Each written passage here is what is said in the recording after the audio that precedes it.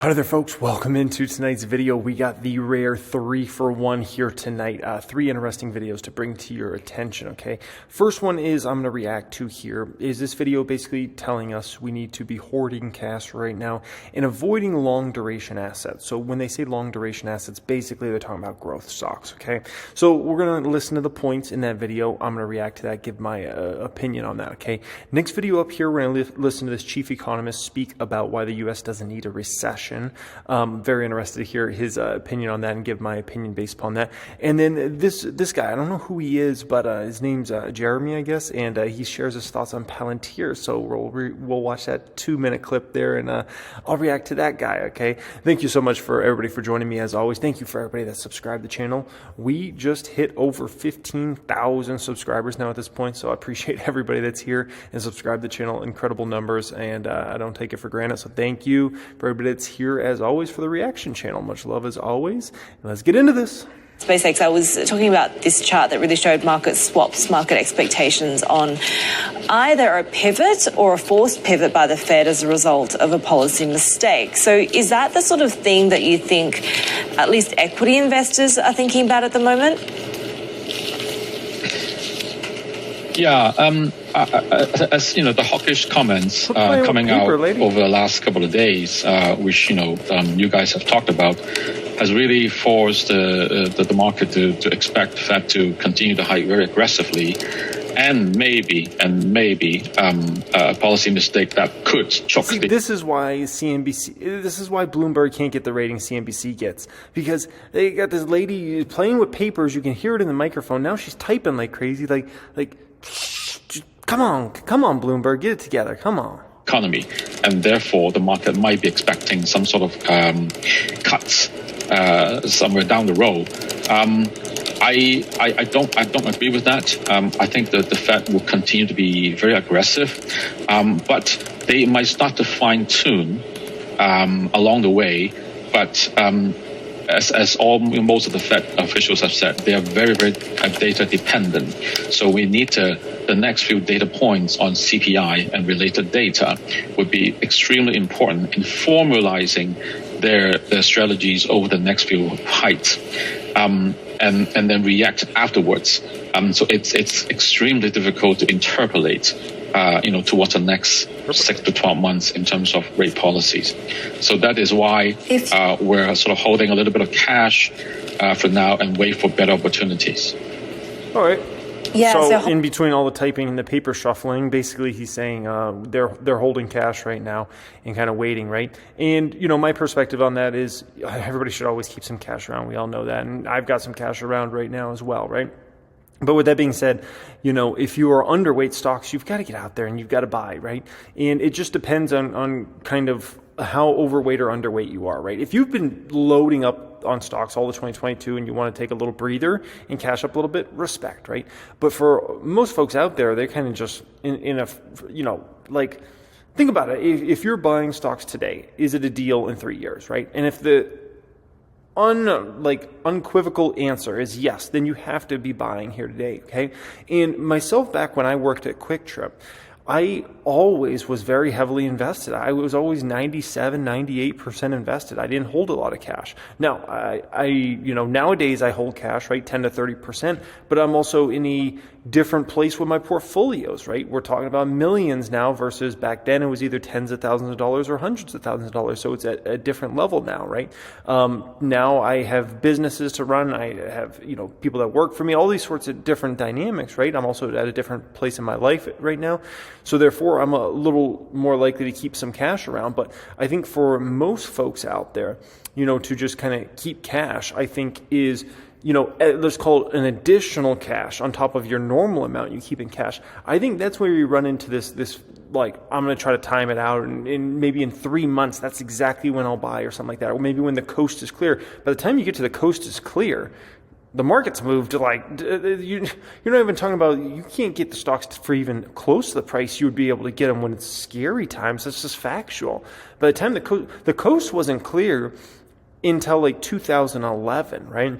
maybe 2012, when you're talking about coming out of the great financial crisis. By that time, the Dow had moved thousands and thousands and thousands of points.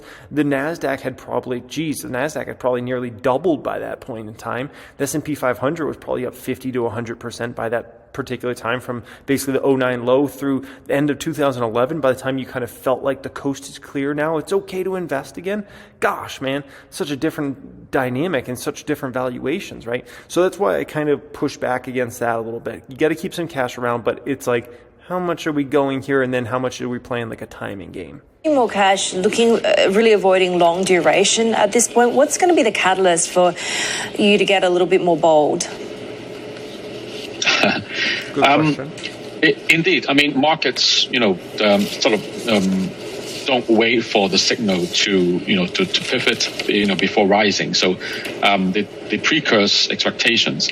So if there is any signs of supply constraints being further mitigated, and the related issues coming out from the pandemic, then the certain core inflation dynamics may start to soften. But still, again, given the commitment of the Fed, we're unlikely to see them pivot anytime soon. But if it happens, I would think the potential would be pretty significant, because of the peak bearishness that the market holds on almost every asset class in the world. Fair. James, yes, fair, especially about peak, kind of bearishness there. You know what else I think is interesting is kind of pay attention to where people are at. This gentleman's in Hong Kong, right? And obviously China's dealt with this string of lockdowns throughout the past year or so. Ooh, man, sneezing. Well, all that shuffling paper is kicking up dust that they were doing there, and all that typing. Woo, computer dust in the air. Holy smokes, making me sneeze. But he's obviously in Hong Kong, right? So he's kind of seeing what's going on in China and all those sorts of things. I think, gosh, man, if I lived there, I might be a little more on the pessimistic side as well, and want to hold a little more cash, just because you never know when the next lockdown's coming. On the Bloomberg showing how global stocks are already pricing in that drop in earnings forecast. We're headed, of course, towards those results. What are you expecting, and how will the markets react? Yeah, the looks of it for now is that earnings expectation for, say, U.S. corporation is quite mixed, because by definition, higher borrowing costs, slowing demand or demand destruction, coupled together with continued high costs, whether production costs or labor costs, should really squeeze margins. But as we see, long-term track records, U.S. companies are pretty quick and flexible in adjusting the production or capital structure to adapt to the different phases of the business cycle. Come on, man. So my expectation is, yes, earnings may weaken, but I don't see yet the risk of a full-blown earnings recession. James, to the other part of the world, sorry. Go ahead. China. Mm-hmm. So, the other part of the world in China, as I spoke to our Chinese equity specialists just yesterday, they're looking at earnings revisions very closely, and having had really negative revisions over the last couple of quarters, they are seeing revisions at least starting to stabilize and turning slightly ever positive. So that it might be a different picture in China. That's interesting. Yeah, especially around earnings revisions. I mean, that's something that's becoming a very popular subject. And my gosh, that was a tough video. I feel bad for the guy having to go through all that paperwork and typewriters and, and computers and holy smokes. But I mean, that's definitely becoming a subject that going into 23 is: are there going to be earnings revisions? If there are, what scale are we talking about? And that's going to be, if you're thinking about what drives the market in 23, I think margins are going to be obviously extremely important for companies and where margins are going, but just kind of like, where's earnings going in general? And, because if earnings are falling, obviously, that's a situation where The market potentially has to go down some more, but once again, it depends. Are you talking about earnings being off like 2%, or are you talking about earnings being off like 12%, right? And so that's where they get into a big difference there. And, that just has to play out, though. I mean, we can't really even guess about that. That just has to play out, and we have to see, is there any of that, or is it going to be just A-okay? Alrighty, this gentleman, he looks like he's always got his stuff together, man. Nice microphone, bow tie. Please don't play with paperwork. Please don't get on the typewriter, man. I know you were on the typewriter back in the day, but not for this video. The importance of Fed persistence here. If we get data that persists, this is a Fed that will blink. Walk us through how you perceive the data trail to be forward to where the Fed has to make a decision. Yeah, December, I think, is shaping up to be potentially a very interesting meeting. So remember, the new Fed dot plot shows 125 basis points of hikes November, December together. And it looks to me that if we get more data that look like the JOLTS report that came out earlier this week showing a really big drop in job openings, and we also get a couple of decent CPI inflation reports. Actually, we get 3 before the December meeting. My guess is they're going to be much better than we saw last month. If that's the case, then I think the Fed's really going to struggle to convince markets that it needs to do a total 125 basis points in those last 2 meetings of the year. But let's be clear about this. We need both of these things to happen because the Fed's been very clear. A ton of speakers this week, and of course, Chair Powell at the last meeting at the press conference saying, look, it's not just about the current inflation rate. And by the way, one good inflation number isn't going to do it. We need to see a run, fair enough. But it's also about the labor market, because what they're concerned about is that even though there's some pretty strong downward forces on inflation, there's this bullwhip effect in inventories is going to be quite a big deal over the next year or so. They're looking at wage growth of 5% plus and saying, look, even if inflation comes down quite rapidly by next spring, we're worried about where it will be later in 23 and 24 if wage growth doesn't moderate. So I do think they want to see some moderation in the labour market as well as some better inflation numbers. But here we are now with the possibility of that happening as soon as the end of this year. So this December meeting, I think, is going to be extremely interesting. I'm just wondering even whether in November the case for going by another 75 has already been weakened as well. Maybe that JOLTS number was a bolt from the blue. Nobody was expecting anything like that. You get a 12% drop in job openings in 1 month. So some things are starting to move. The Fed speakers aren't moving yet, but a few more weeks of numbers like this. But also remember the main thing, the main ingredient they're looking at is not jobs, okay? And I understand that's something there. Unemployment's super low. So unless unemployment rate jumps massively, which is not going to happen at least in the short term, right? 6 months, 12 months, 18 months, that's a whole different, guess there. But in terms of the very short term, that's not going to happen, right? They're so focused on inflation right now. They know they got 3 to 4% unemployment in the bag, right? And so you got that in the bag. Then you're 100% focused on inflation, which comes PCE and obviously CPI, right? CPI, we get a look at it in a few trading days here, roughly 4 or 5 trading days. And that's going to be very important, right? Then we get the November CPI around November 12th or something like that, maybe 14th, somewhere around there. That's going to be a very important number. So, I think that's really what is going to drive the Fed to make decisions. If we see a massive decrease in CPI, right, and all the other inflation metrics they look at, then we can talk about a big-time slowing of the increase of the Fed funds rate, right, or potentially even them quitting on, moving it up there, okay? But that's really what they're focused on, the conversation about, well, there's this many job openings. Fed doesn't even give that 1% of the attention in the short term, at least. There will be movement. John, this is from November 2nd to December 14th, which is when Newcastle really decides the rest of their season. You think that's the critical part? That's a critical part of the track from November 2 to December 14th. The Christmas period is usually the critical part of the season. I'm becoming a sophisticate. Ian, what you're saying about December now is what you said about September 3 months ago. What have you been surprised by? Yeah. Well, what pushed them to the 75 September? We had the horrible inflation numbers, that made it impossible for them to do anything less than put the sledgehammer down again. But I think there's a very good chance that things change now. We're seeing now so many retailers talking about how they've got far too much inventory. It's not just Walmart anymore. Nike have said it, and we're hearing from the car business that inventory is rising again, and that's allowing sales to rise. But it's also seeing real downward pressure on prices. Used car prices are down 13% since January, and the rate of decline at auction is accelerating. So there's some things that I hope would happen by September that didn't are now happening, and they're in the data. But we need more of them. Just a snapshot of a few good numbers isn't going to be enough. I think Powell and his colleagues have been very clear about that. But the thing is, December's still a long way away. 3 more rounds of inflation reports, 3 more PPIs, 3 more CPIs, 2 more PCE reports. That's a lot of inflation data.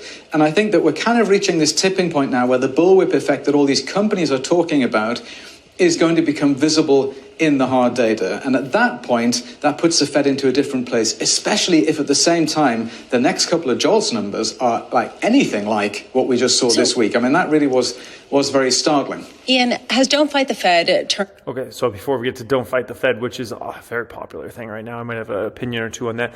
You heard him mention about used car prices. You heard him mention about cars at auction, things like that, right? Which, I look at those things and I think they definitely matter, right? Because, what basically 2022 has represented, at least in my opinion, is a return to normalization, right? Now, some things have overcorrected too far to the side, and that's what happens in a major correction, is some things go way too far and they get way undervalued as assets, right? But in terms of the overall finance everything, it's been kind of a normalization, right? It is not normal that used car prices are going up like insane. It's not normal that you can drive a car for 2 years and make money on that car. Something's wrong, right? It's not normal that real estate prices, you can buy a house and 2 months later it's worth tens of thousands of dollars more than you paid for it, right?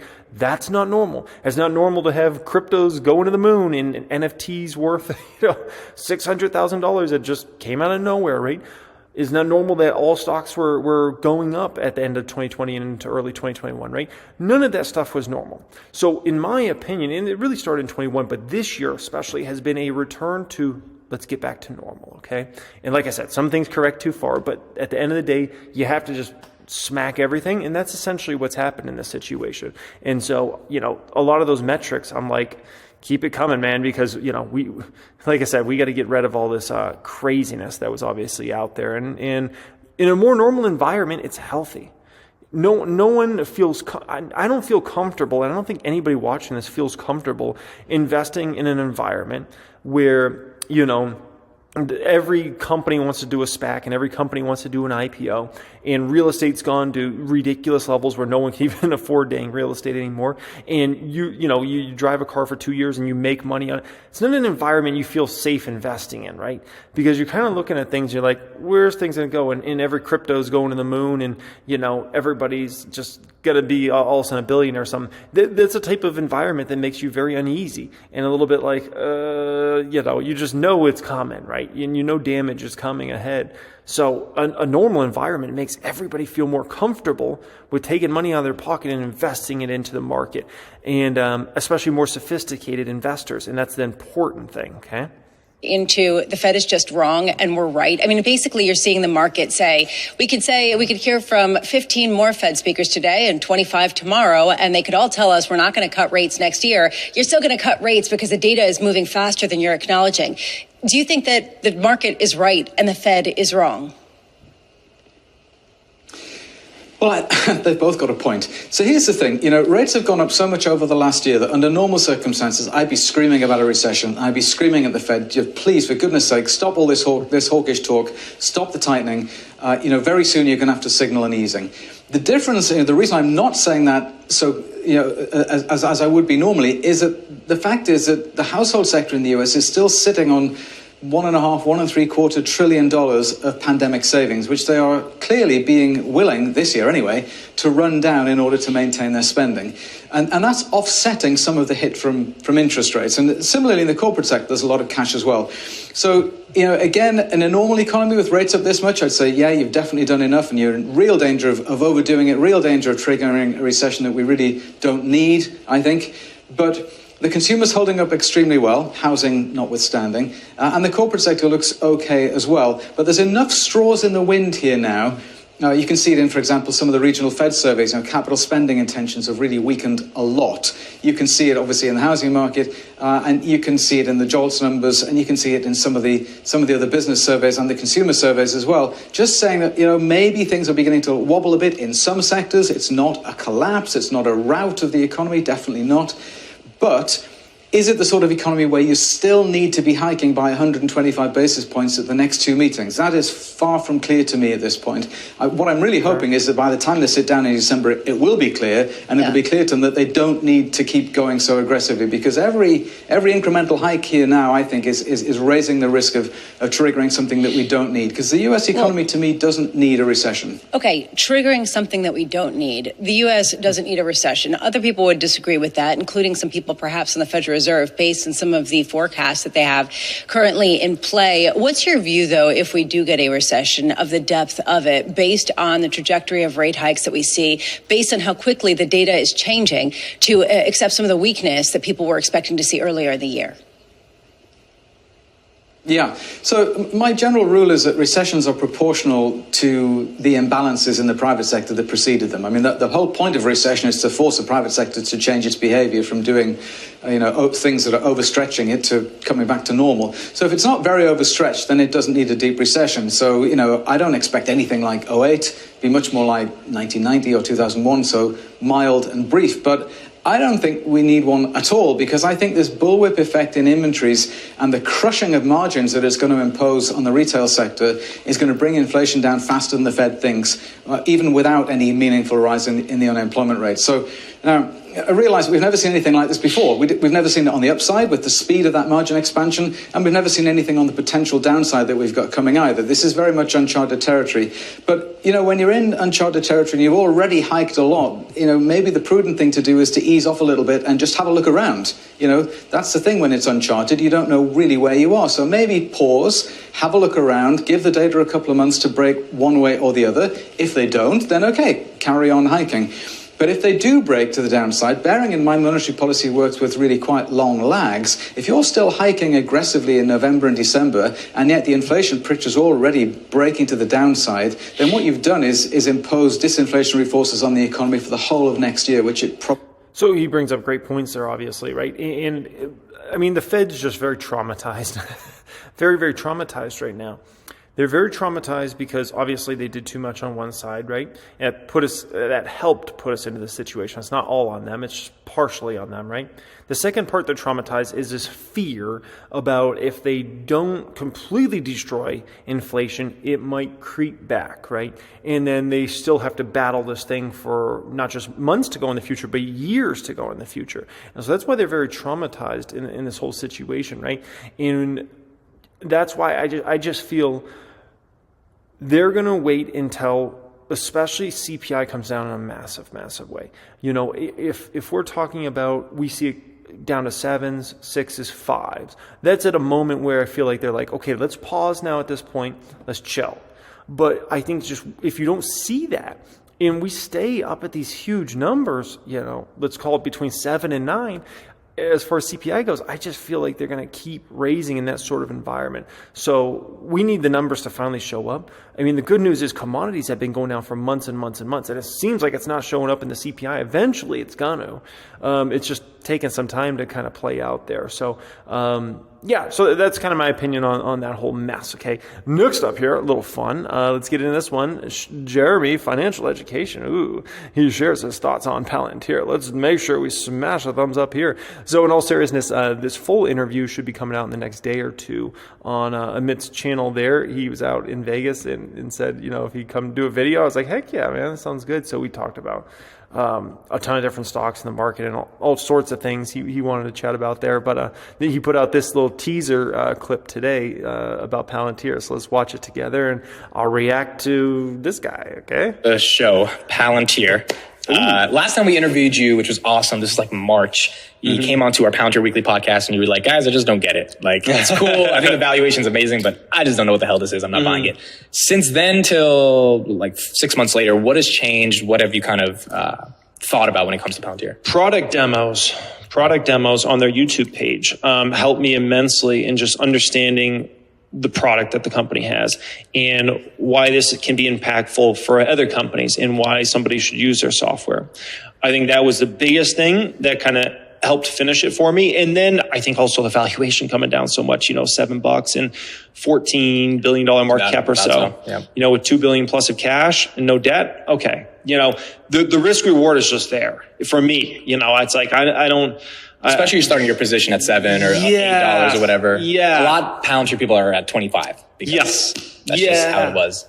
No, exactly. And that's the thing that's tough with stocks is it's like one person could make a fortune on a stock because they got in at the right price. The other person's like, maybe in 5 years I'll make a fortune on this stock. Right. It's like no different than the chef. If the chef works out and goes to 15 over the coming years, if somebody buys it at 5, they're happy. My cost basis might be $13, $15. So I might just barely be getting to break even at that point. Right. Same thing with the Palantir, right?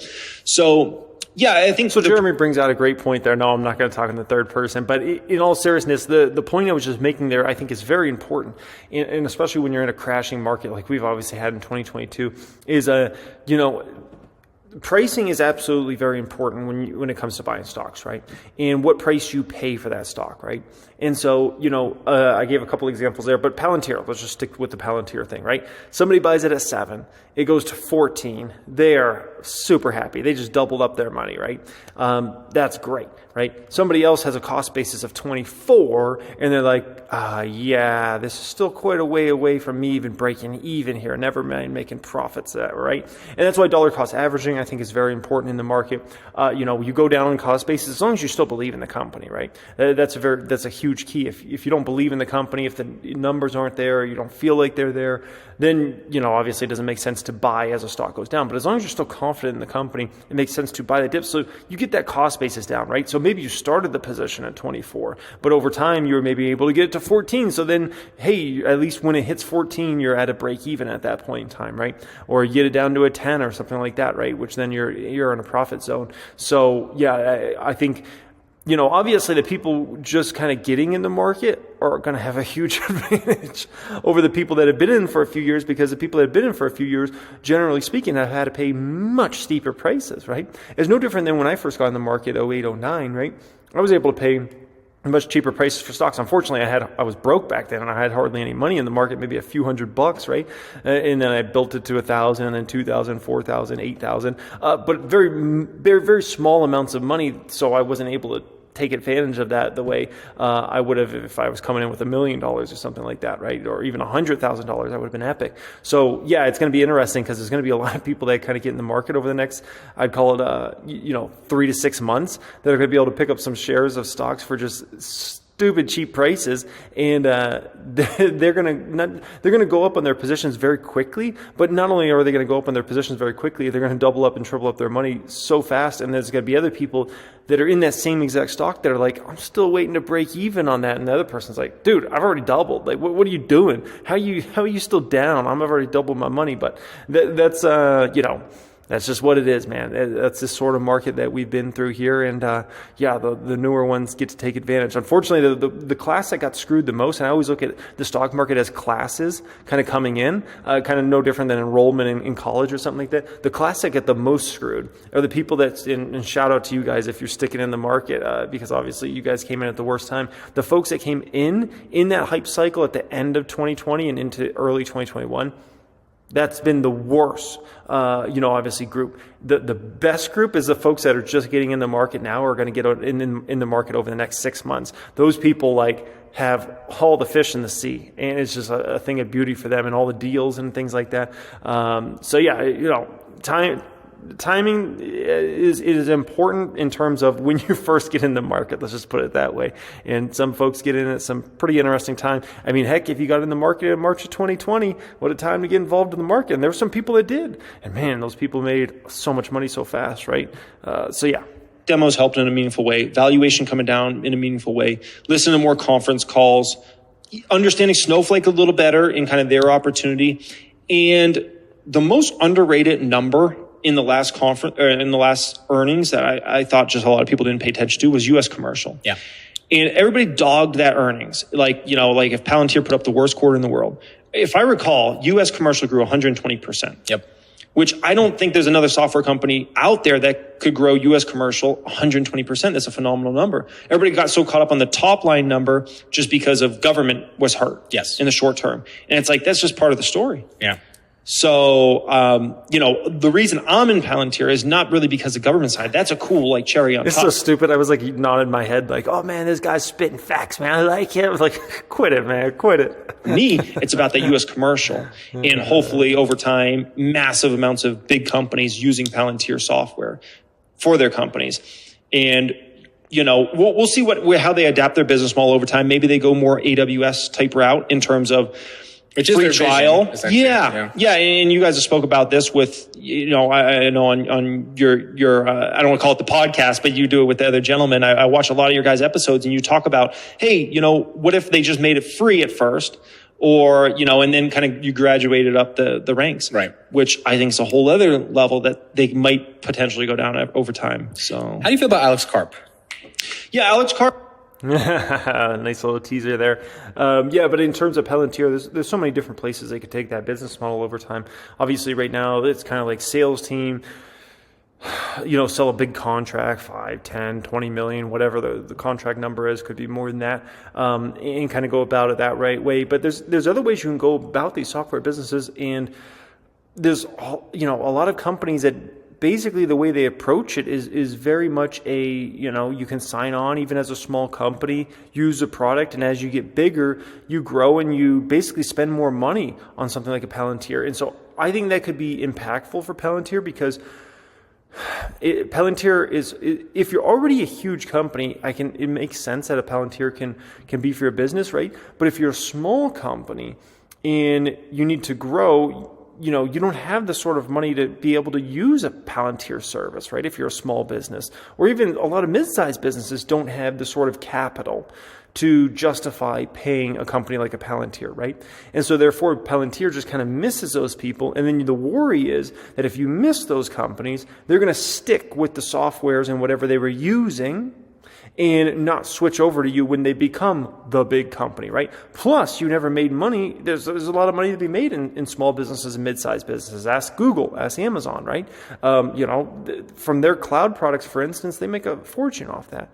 So, that's just some food for thought there. There's definitely a lot of different routes. And I'm sure Palantir over time is going to explore all those different ideas and they'll go after whatever's the best for the business model. And I'm pretty confident in that. So hope you guys enjoyed this video. As always, much love. I appreciate everybody for joining me. 15,000 plus subscribers now at this point in time. Holy smokers, this ain't no dang jokers. If you ever want to say hello to me on Instagram, tell me you enjoy the videos or whatever, hey, send me a DM. I'll try my best to get back to you on the gram. Much love and have a great day.